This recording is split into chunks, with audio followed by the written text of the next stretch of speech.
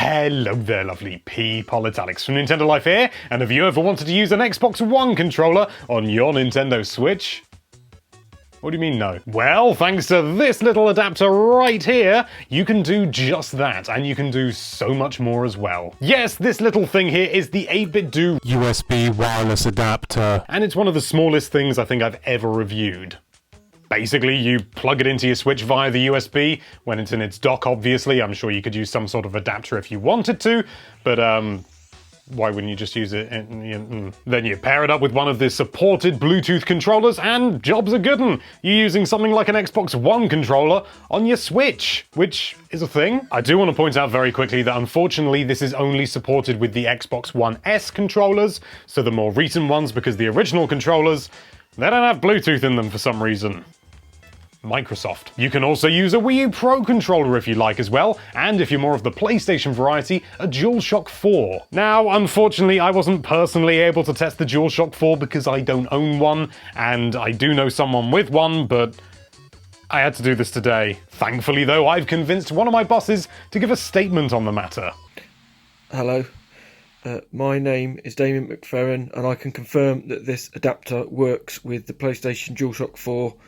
My family are well, and I'm saying this of my own free will.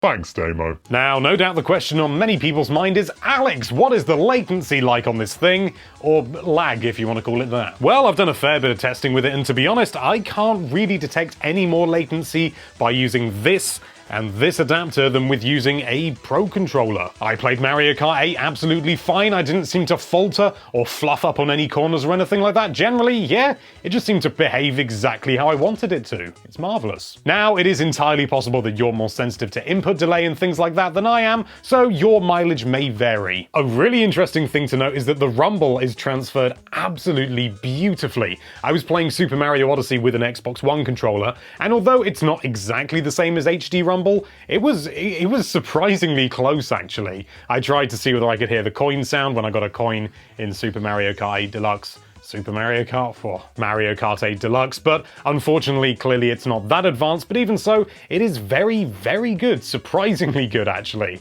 It's the first time I've properly noticed the rumble of this old thing. Apart from that, there's not really a lot else to say. I mean, it's an adapter, it works brilliantly, it does its job, and I think that's part of the appeal. It just does its job. If you want a little bit more flexibility and you want to use a non-standard controller on your Nintendo Switch, by the way, this does still work after the 5.0 firmware update, so that's tasty. Make sure you check the links in the description where you'll be able to find more information and a purchasing link if you want to pick up one of these bad boys for yourself. Thank you so much for watching. If you like this video, then why don't you control that subscribe button with an unusual input method? And be sure to check out NintendoLife.com for all sorts of lovely Nintendo-related content. Thank you again for watching. Bye-bye.